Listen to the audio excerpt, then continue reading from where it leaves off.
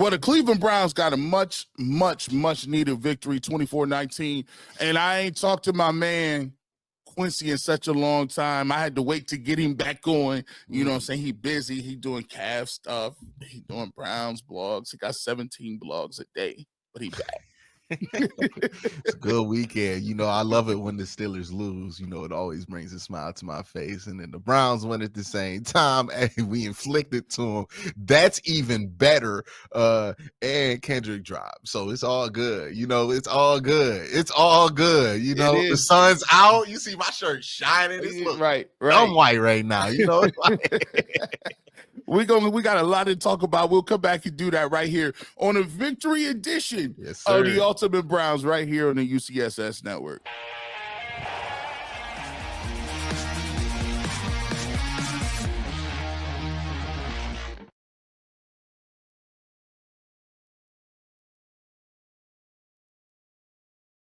Welcome on into the fastest 30 minutes in sports. I got my guy, Quincy Carrier. Make sure you out here checking out all his information, all his material, all his mini blogs. I don't even just really say like, hey, where are you at now? Just put Quincy Carrier in. Just go ahead. And just, it's easier to say it like that. Your videos just pop up. They're just, if you put Browns up, half the time you're going to pop up anyway. Yes, sir. Yes, sir. Yes, sir. Appreciate you, man. Appreciate you for having me on. And it's a fun day to celebrate a dub. And also, you know, it's Friday. That's the thing about playing on Thursday. You get that dub, you get the whole weekend and be like, oh, yeah, I don't know what y'all talking about, boy. I'm feeling good. I'm in the dugout. Like, you just like, yeah, you feeling good. Like, you guys could talk about that stuff. Saturday is just, you know, you could get some stuff out the way. Holiday season, even feel a little better. You could go grocery shopping, get you some stuff together. Oh, yeah. So, you ain't got to talk about no L's during Thanksgiving. Just good vibes, you know, just all that. Like, appreciate that. Hey, I remember when Baker Mayfield gave us a 4 interception game right before Christmas. That's nasty when it happened to you, right?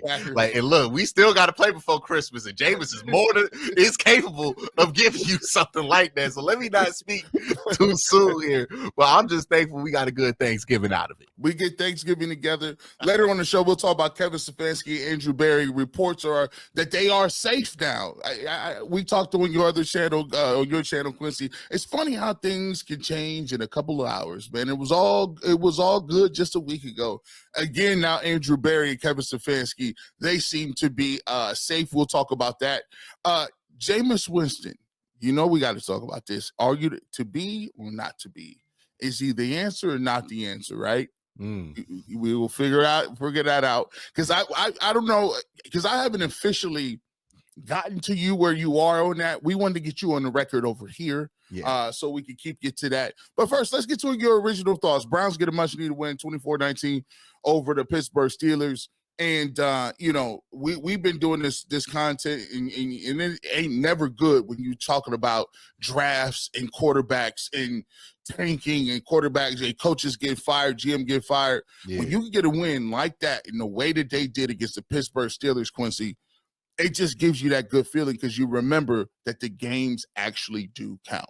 Yeah, and I think it's important, too, just for the culture of that locker room, right? I think it was important when you saw this week, people were questioning, hey, is the locker room behind Kevin Stefanski or not? Because it felt like in that fourth quarter, his team didn't have that same fight that we expect from a Kevin Stefanski-led team. And it was important during the week when you saw who was it out there? Joe Bitonio, Myles Garrett, the most tenured leaders, and it's crazy to think about. Myles is like super tenured now, but he's been on the team 3 years less than Joe Bitonio, right? Because he was 2017, Joe was 2014. Myles is a legitimate like vet. He about to get on his second contract. Like, he's that much skin in the game. But he was out there, Joe was out there talking about the importance of winning, pretty much standing behind their coach. And then for Myles to come out with this kind of effort, he took it personal how TJ Watt basically disrespected him Myles had showed him nothing but respect, right? It came out there and let everybody know on that national stage that he's the man, he's the number one guy, and he's the dude with the belt still. Really quickly, why I don't get the vibe. Why is like when he was winning those awards, Myles was still alive. I just did a video on this. This whole team, the Pittsburgh Steelers, if you look back at it, they have a sore loser problem. Right, you had George Pickens talking about it was the weather, even though they're the team more suited to win in the weather. Right, remember when we beat them in the playoffs? Chase Claypool was on TikTok live talking about they're gonna get clapped by the Chiefs. Right, T.J. Watt whole Marvin Room tweet that he sent with Miles won Defensive Player of the Year. I don't know what they put in the Gatorade there, and look, they put a lot of good things in the Gatorade in Pittsburgh because they have not gone under 500. They're having an excellent season right now. They'll continue to win games, but the one thing they do put in that Gatorade is apparently salt.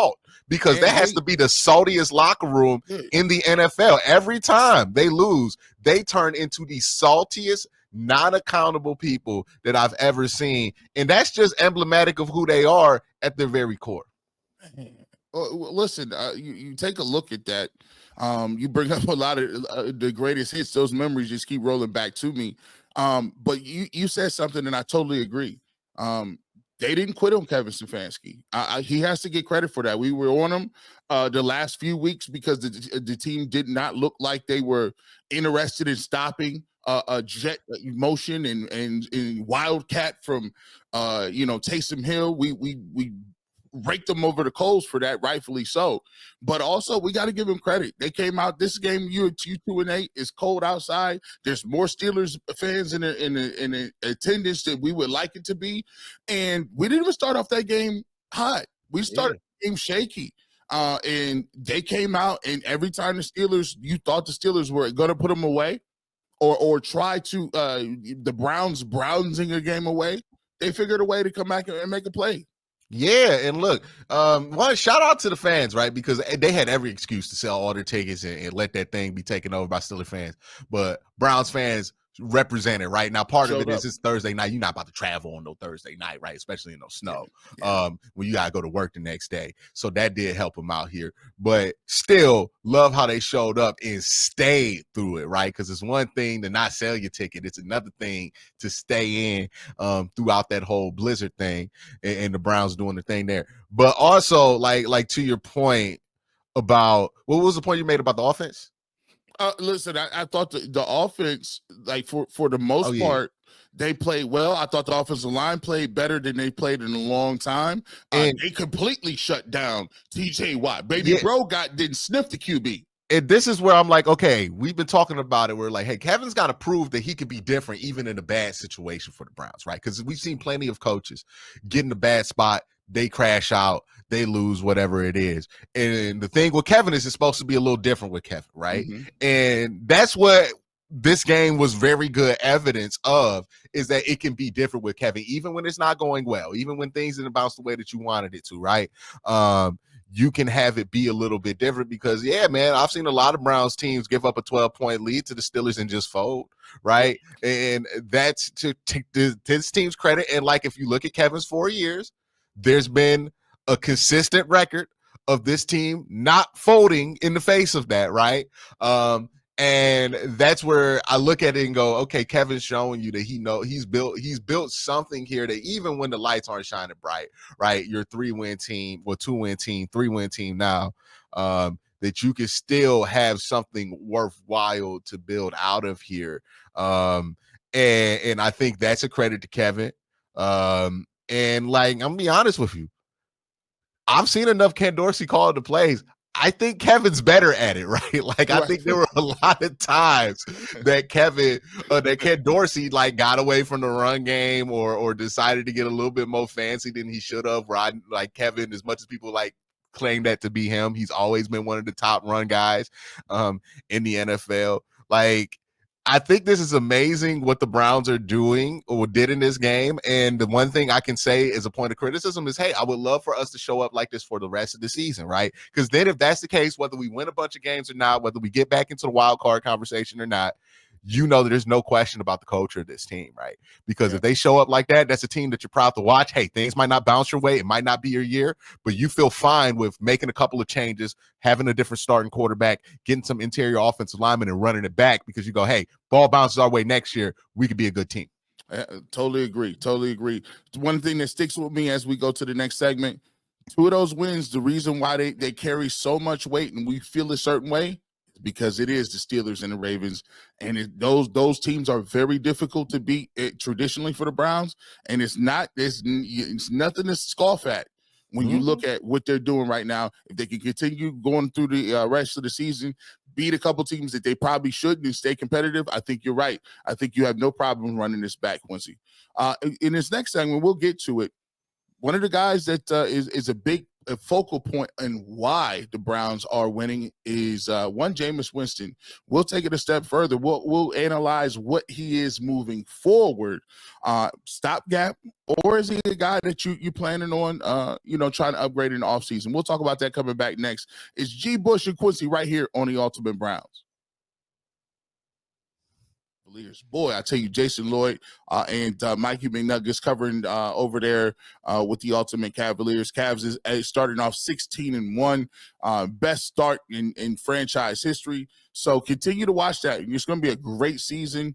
Darius Garland playing well.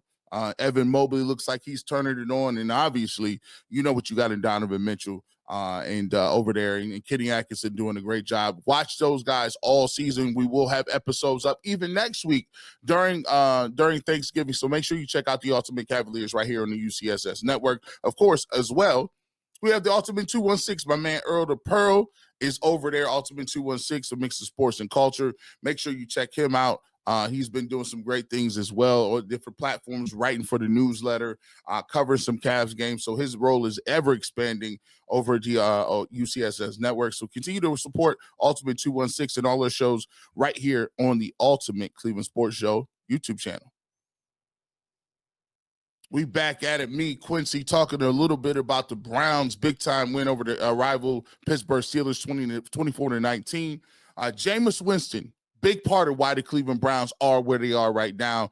You compare the numbers of Deshaun Watson, compare the numbers that he was putting up, and then you take a look at the body of work from Jameis Winston.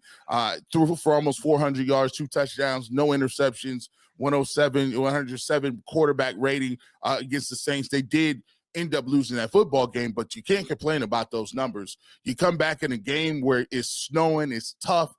You're playing against the Pittsburgh Steelers. The weather is inclement. He still gets out there, throws some great passes. There's a couple passes. I don't know how he got it over there, being the gunslinger he is. Was able to avoid some of the catastrophic turnovers and made plays enough to get the Browns to win. Quincy, the question that we will be talking about the rest of the year and moving forward is we've always debated about quarterbacks, right? Yes. And that takes up most of our bandwidth. Debating Baker Mayfield, you're like, good gracious, that took some years off my life.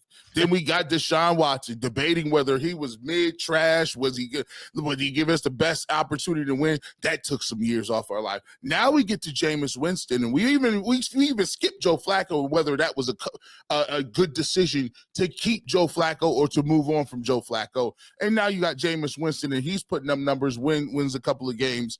And now we're going to have to talk about whether or not Jameis Winston is a good stopgap quarterback, or whether he is a guy that you're going to have to, move on and you need to upgrade from. Where do you land on Jameis Winston, and what would you consider him being moving forward if you were in charge?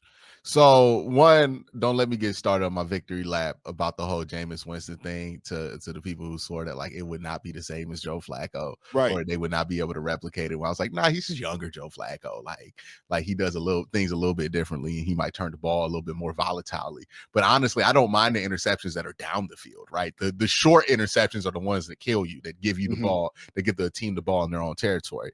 The ones that, like the one interception he threw, that was basically, it was like you punted, right? It was ball on the 20, so it wasn't that big of a deal. Yeah, the thing with Jameis is you're going to get the good, you're going to get the bad. He's a short-term option, in my opinion, right? Like 1 or 2 seasons is about as much as you want to go with the Jameis Winston. And I'm saying that as somebody, like, I was confident in Jameis's ability to fill this role. Because remember, everybody was complaining about the Browns neglect backup quarterback, all that stuff. But yeah. I was with you on Jameis Winston. Yeah, I said he's an upgrade over Joe Flacco, in my opinion. Yeah, and I was always confident in Jameis Winston's ability because I know who Jameis Winston is and I know who he isn't. What he's not going to be, like, don't. It's kind of like with Baker Mayfield. The good game's going to make you think he's a franchise quarterback, but he's going to give you a game where you remember This is why he's not starting anymore in Tampa Bay, right? At least with Jameis Winston. So, he's not a franchise quarterback, but what he is a bridge quarterback who, if he has a hot year, you can get the 10 wins with, right? 10, 11 wins maybe. On a cold year, you might have to struggle to get to 7, but you're not going to be bottom tier of a football team with Jameis out there as your starter, because he's a smart enough player to be able to execute whatever offense is put in front of him. He's just going to execute it at the most dangerous level. Like Jameis, like playing a video game on hard mode. He don't even play the tutorial. Like that day. If I could describe Jameis Winston perfectly in one way, Jameis Winston is a dude that skips the tutorial and goes straight to expert. Like he don't know how to do nothing. He just be going straight to expert. And then sometimes he be cooking. Like straight to expert, no training mode. Street Fighter 6 expert level. He ain't read no instruction manual, no starter guide. You don't want to know how to throw no Hadoukens. He plays Dark Souls on the hardest mode possible, and he just labs it until he wins. Right. And that's just how he kind of plays football. It's a short-term endeavor with Jameis, but let's be honest here. The Browns aren't looking for another long-term option at quarterback, because they know the only way to get that franchise quarterback is to draft and develop somebody in May. So that's going to be the long-term project for the Cleveland Browns. But if you could have Jameis Winston as somebody who you could pay maybe $10 million over the next 2 years to hold it down for quarterback, or maybe you want to give him like a 3-year, $35 million deal with 2 of the years guaranteed to bring down the overall money, you can live with that. You can work with the Watson contract while paying him that, and you can kind of bridge this thing over effectively while also being able to develop somebody in the background. And like Jameis Winston is such a charismatic personality that it might actually help you not have to rush a quarterback in, because people might not be super. Now, again, depending on what kind of run we get from Jameis, right? Now, listen, there are some games left. Let's be clear. Yeah, but let's be clear on this, right? When he's winning, he is a good. He passes the time. Listen, I don't want to get to this, but it's like you meet somebody and you guys hit it off, and you're like, man, we a lot of we got a lot in common. Now I can see we can date for a little while, but there's some things that you and I both know about ourselves that is not going to be conducive to a long-term relationship. With Jameis is something that you see and you immediately go, that is a platonic person, right? Yeah. That is not a romantic relationship, but that is like, that might not be somebody I want to live with every day, but that is somebody that when cool stuff happen, I want to kick it with, right? And that's what Jameis Winston is, right? Like not every quarterback has to be this romantic. He's going to be the franchise future guy. That's for who you draft, right? Or one of those girls or women that you talk to and you say, you know what? Hey, I know it didn't work out, but we can still like hang out. I see you all the time. You know what I'm saying? Oh, okay. Garrett Future Bush up in the streets right now. All right. Garrett Van Dross. I didn't know he was getting that today. But I see your point with not Jared, with Jameis there. I think Jameis is ultimately like, as long as you understand what it is with Jameis, right? And that's what I like to be very clear on the messaging for all Jameis. We got to make sure people understand what it is, right? Because as long as we understand what it is, we're going to be fine with it. It's when we start talking ourselves into it being something that it's not, or it being something worse than what it is. What Jameis is going to be, he's going to be capable of giving you 300. He's going to be capable of giving you moments like this because he has the confidence that he is that good of a quarterback. And sometimes it pays off. Sometimes it doesn't. Right? And you're going to win some games with Jameis. You're going to lose some games. You're going to almost lose some games because of Jameis, but then you're going to win the game because of Jameis, right? Like, prime example, this game right here. Yeah. Like, you almost lost it because of Jameis, then you came back and won it because of Jameis, right? It's going to be that. We have to, like, as long as people are under the understanding that it's temporary, as long as the front office is under the understanding that it's temporary, I trust Jameis's body of work to know that he's going to be able to provide you this level of quarterback play where he will be above his touchdown to interception ratio, right? Like he will be like 3-4, like he's not going to do 30 for 30 again. He's evolved since then. And if he ain't going to give me that, I'm okay with having some fun. Like this was fun. This was a fun football game. You know, it's not fun trying to squint and look at 146 yards and check down routes from somebody who was supposed to be the man. That is not fun to look at. I can look at this. Well, if you just look at how Jameis, like his passing chart, right? Only 50% of his passes go line of scrimmage or within 10 yards. Deshaun was at plus 65 on that. And Jameis Winston, I think he throws like 28% in the intermediate part of the field. And it's just obvious that that's how this offense was always supposed to operate, was attacking that. And I think that's the thing that Jameis does. He gives these guys a chance. I mean, Jerry Jeudy is developing into a top tier wide receiver right in front of our eyes. Same thing was happening with Cedric Tillman. And I think that's the thing that Jameis also offers. He's going to throw some interceptions, but he's going to put the ball up for these young players to make plays on it so they get used to being able to make plays. He's good for wide receiver development. It's a reason why those guys who were there while Jameis was super young turned into really good wide receivers for Tom Brady once he got there, right? Because what Jameis does do is give these guys in structure, right? He's not one of these guys who just lobs it up, but he gives them in structure a chance to win. And remember that thing we were talking about where it's like, hey, man, none of these guys know what to do on the scramble drill because they don't think the ball's going to come to them if it's not at a certain time. That's not happening right now with Jameis because everybody knows that thing could come, right? And that's good for your wide receivers to get in the habit of that. Like, that's the one underrated thing about Jameis. I don't know what's your ceiling win-loss wise or how far you can go with it. I think it's obviously a bridge situation no matter what. Like, you can't talk yourself out of it being anything more than that with Jameis. But what he does do, this dude is good for your development of these wide receivers. We've seen more development in these young wide receivers in the last, 5 weeks than we have seen in the last 3 years. Well, we got one thing straight. We agree on a Jameis Winston, so we got that whole piece of business out the way. When we come back, we'll get to Stefanski and Barry. We kind of talked about Coach Kevin Stefanski. We'll kind of lean more to Andrew Barry and whether or not they're a tandem or, they say both of them are safe. Is that really true? We'll talk about that coming back. It's G. Bush and Quincy. Of course. I got to do the promo for us, right? Make sure you're checking this out, man. Subscribe to the channel, Ultimate Browns, 2 episodes every single week. We give you those. Make sure you continue to check out the on-demand clips over there as well.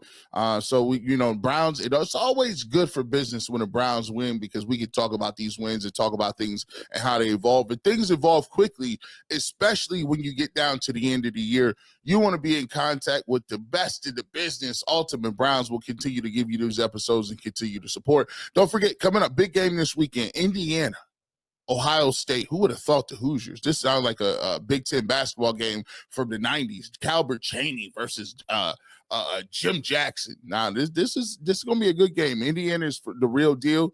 Watch and look out for that. We got the Ultimate Buckeyes, Tyvis Powell and Dustin Fox holding it down for us. Make sure you check those guys out as we get ready and wind down to the college football playoff season and Big Ten title game. You want to keep in contact with us with the Ultimate Buckeyes. It's all on the UCSS YouTube channel.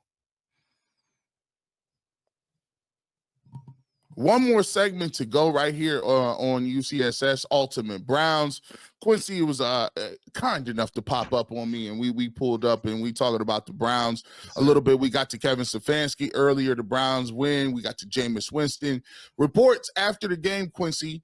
A lot of outlets pounced on this and said that they believe, barring anything catastrophic, that they fully expect Kevin Stefanski and Andrew Barry to be back in their respective positions after the season. After a game like that against Pittsburgh, it could have went left, especially given the fact how many people have been fired for the organization after losing to Pittsburgh. But where do you see this thing? Do you see Kevin Stefanski? Because they've been presenting this thing as in lockstep. When you hear Stefanski, you hear Barry. When you see Barry, you hear Stefanski.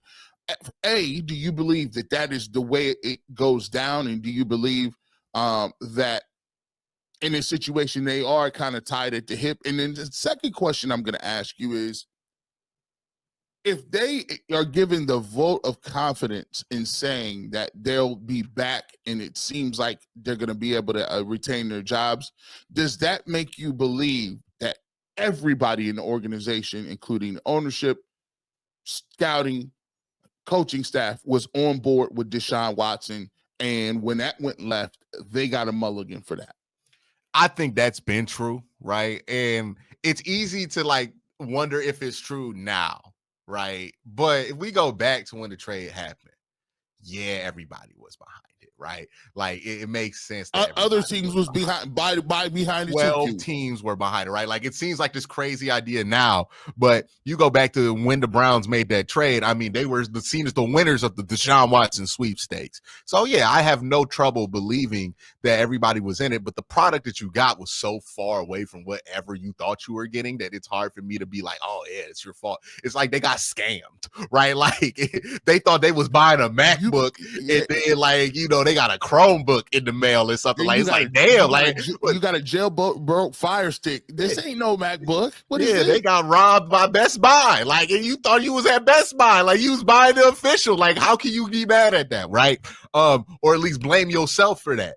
But when it comes to Andrew Berry and Kevin Stefanski, one thing I said Kevin had to prove was, hey, if you're going to say the win-loss record is a result of wanting to be definitive on this whole Deshaun Watson thing before you pull the plug. So you let him stay out there longer than he should have, just so you could be sure that there's nothing left there, right? Before you decide to pull the plug on a $230 million quarterback. If you are going to make that argument, you have to make a compelling argument that literally anybody else could be your starting quarterback and you get better performance. And they've successfully done that. Jameis Winston is top 11 in the NFL in PFF grade and top 10 in the NFL in QBR right now since week 8. If you look at passing yards, Jameis Winston is number 2 in the league since week 8. Keep in mind, there was a bye week there. So people are going to say it's Thursday night. He got an extra game in, but there was a bye week there. So he's on even footing with all of these guys. He's 2nd in the league in passing yards. He's 5th in the league in first downs. Deshaun was in the bottom of the league at both of those numbers. And we could say, oh, the offensive line took Deshaun Watson, right? That's the argument that I heard people make. It's a good argument. But let's be honest, that same offensive line is blocking for Jameis Winston right now, right? Playing a little bit. They're playing a little bit. And, hey, and look, we can say Wilson's been out, and they just lost DeJuan Jones. Yeah, right? They had Jermaine Ifedi playing left tackle for the first time in his life. And it looked better, right? You can say, oh, it's the wide receivers that failed Deshaun Watson, right? But Jameis is doing this with the wide receiving core that has one less Amari Cooper. So, like, every argument that you could have blamed this on to make it seem like, oh, yeah, it's not Deshaun, it's the team around him. Well, it doesn't explain the success that Jameis Winston is having. And I would argue, he's doing this with a worse play caller in Ken Dorsey, because sometimes Ken Dorsey be calling these plays. I'm like, well, I don't understand why we would do that. And it's not even like the run pass stuff. It's like, oh, yeah, he runs a play on 3rd and 9 where one route goes above the sticks, but none of these routes are made to, like, you know, if you want to, I don't mind throwing something, like if it's 3rd and 8 and you throw something 5 yards before the marker. I don't mind that as long as you have sufficient leverage to create a run lane for somebody. And sometimes he'll call plays where it's like drag or a rub underneath where you catch it with the track running, right? Yeah, you know like when you do that. But sometimes he's not doing that. I think Kevin is in my opinion, like clearly the superior play caller, right? But I think they're letting Ken kind of figure it out here. I think they're just doing him a solid because it's kind of obvious that they probably gonna move on from Ken despite him not really doing a fireable job, right? Like, but they might have to move on. So I guess they're doing him a solid. Kevin's real good with that with his coordinators. But yeah, I think Cavs proven what he has to do as long as they continue to look like this going forward. I mean, Jameis Winston in a blizzard was more productive than Deshaun Watson was in any individual game this season. That just is what it is. That's the truth right there. What do you make of Andrew Berry? Because from what I'm hearing, a lot of people don't seem to have Andrew Berry and Kevin Stefanski on the same playing field. A lot of people are giving Andrew Berry more of the side eye on some of the moves. And if you poll people will usually, this may be just from the way I'm thinking, people say, hey, I like Kevin more than I would keep Kevin over AB. What's your assessment of that? I think they work well together. I think they're more of like you mentioned it. They're kind of a package deal, right? Like one comes with the other. I know somebody made the joke if the Browns did fire Andrew Berry, Kevin Stefanski, Philadelphia would definitely just end up with both of them in some way, right? So it'll probably work out for him, right? But I think what Andrew Berry has done well, right? If you just look at his drafting history, it's I would say average draft history, right? He has some hits, he has some misses. He hasn't really knocked one out the park in the first round, but he's knocked a couple of second and third rounders and fourth rounders out the park enough to where you're like, okay, well, the team's not talent deficient when it comes to young players. You're not looking at the guys under 25 and thinking, oh man, we got nobody here to go to. We don't have the deepest roster, right? We definitely need those first round picks these next few years to hit for this team, but you're not deplete of talent. And where I think Andrew shines the most is his cap maneuvering and his trades. We don't know who's responsible for the Deshaun Watson trade at the end of the day, right? That's kind of a big enough trade to where it's not under the exact purview of just one guy in Andrew Berry. But if we look at the smaller trades where he does have more say, hey, that Amari Cooper trade, smacker of a trade. You got 2 1,200-yard seasons, and then you gave him back for a third-round pick. Like, that's a W right there for Andrew Berry. You look at that Jerry Jeudy trade and extension, that looks like a really good move, right?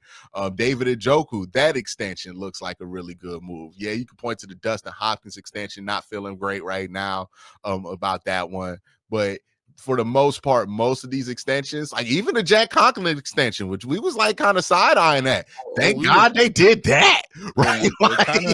Like, and he hasn't been bad the last couple of weeks. He's been the best offensive lineman they got for a while now since he's come back. So yeah, I think Andrew, the work that he does, I think he's really good at the cap stuff. The fact that we haven't had to lose significant players because of the salary cap, even while maneuvering around this Deshaun thing, in the next few years are going to be the test, because I think it's obvious they got to move on from Deshaun, and it's going to be awkward. He's going to be paid a lot of money to not play, and how you maneuver that and work that out with restructures. But I think if he works himself out of that, which I see a clear path for him to do, that's a very valuable thing for this team. Like, how many times have we seen good Browns players leave? Guys like JOK in years past, guys like Grant Delpit in years past would have slipped through the cracks because the Browns did something with contracts that's not as elaborate as the Deshaun Watson one.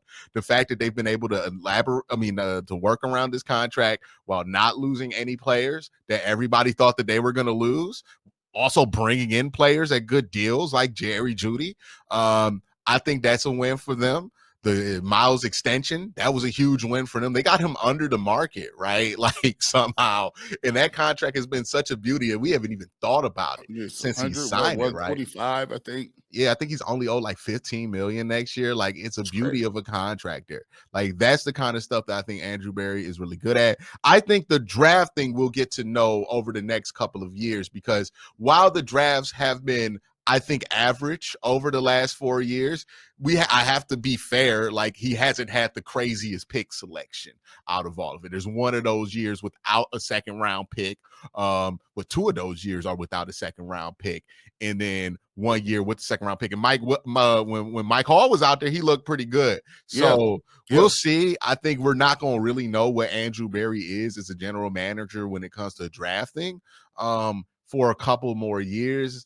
And I know that's frustrating for some people to hear, but it is what it is. I mean, like, just look at this 2023 class. He didn't have a first round pick. He didn't have a second round pick, but you might walk out of it with a left tackle starter in DeJuan Jones, Cedric Tillman, a starting wide receiver right there. DTR could be a backup, maybe. I don't know, but it's 5th round pick at that point. There's somebody else in that 2023 draft. Like, Luke Whippler might end up being the starting center for you, right? So, and he was set to be the backup this year, right? Behind Ethan Posick. So he was on a good track before he got hurt.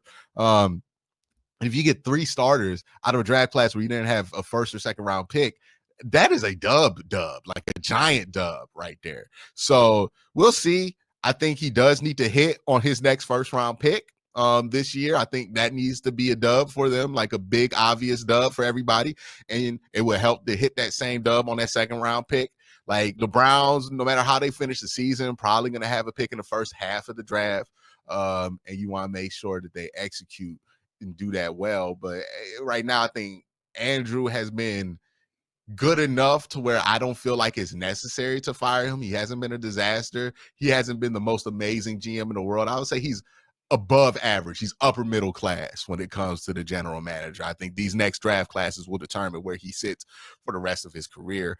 And then Andrew Berry, he's put himself in a class of rarefied air with those 2 Coach of the Year awards. The fact that he's won 11 games 2 times in Cleveland, which no coach has done. Even Bill Belichick was not able to do it, going all the way back to Marty Schottenheimer. So he's going to get a little bit of more, he's going to get more grace than Andrew Berry would. So yeah, I think it makes sense to me because Kevin has accomplished, like he has the actual accomplishments. Andrew Berry has not made a pick yet. As solid as some of his picks have been, where you can put your foot in the ground, your stake there and say, that man hit a banker, right? Like the only reason I think people go as hard as they do for John Dorsey is that with those extra picks that he had in 2018, he hit bangers. Yeah, right? Like he got Nick Chubb and he got Denzel Ward. And say what you want, those were 2 bangers. Now, if he did not have those extra picks, we'd be talking about a draft class of Austin. I think he drafted Bitonio too, didn't he? No, he didn't do that. That was way before John Dorsey. Joe Bitonio was 2014. That was Ray Farmer that drafted Joe Bitonio. Oh, he drafted Austin Corbett. That's what it was. That's the thing. That's the thing, though. If he does not have those extra picks, right, which we're talking about a draft class where you take Austin Corbett and Baker Mayfield, right? Instead of Nick Chubb and potentially Josh Allen, right? So that's what Andrew Berry needs. He needs to get one of those core players on this team. One of the, like, Miles is one of the best players. You're not going to draft somebody better than Miles. But he does need to get somebody on this team that we could look at and go, that's one of the Browns' 5 best players that Andrew Berry is wholly responsible for. And I think that's why people aren't as behind Andrew as Kevin, because Kevin has that stuff you can grab. He has tangible accomplishments. Right now, Andrew Berry's accomplishments have to be explained. He needs one that kind of just is beyond explanation. Well, listen, we dissected that whole thing moving. We gave you Stefanski, we gave you Berry, we gave Jameis Winston, we talked about the game. And, hopefully this is more along the lines of what we can do with the Browns when they actually win football games. There's going to be some games coming up on the rest of the season. The Bengals game did get flexed to a 1 o'clock game. I don't got a problem with that. I'm cool with Sunday at 1. Don't worry about it, because these Tuesdays and Mondays be tough during the week, but doing all these doggone videos. Q, where can people find your work, man? You find me on YouTube, search in Quincy Carrier. I'll be on the Blue Sky. Sometimes I tweet too. Quincy Carrier on Blue Sky, Quincy on Twitter, and then also Quincy on YouTube if you want to go see my Cavs stuff. Doing a bunch of stuff. You know me. I like working. I like talking about sports. So gotta stay working, man. My wife, she likes to keep me working too. So you may see me over at Quincy's page as well, man. So with that being said, want to have a great weekend for you guys. Enjoy this victory weekend. You never know where you might see G Bush at. Actually, you can check me out tomorrow. Radio 9 to 1. We'll have a nice little slate of people on for you, as we always do. And have a great weekend. And as always, go Browns.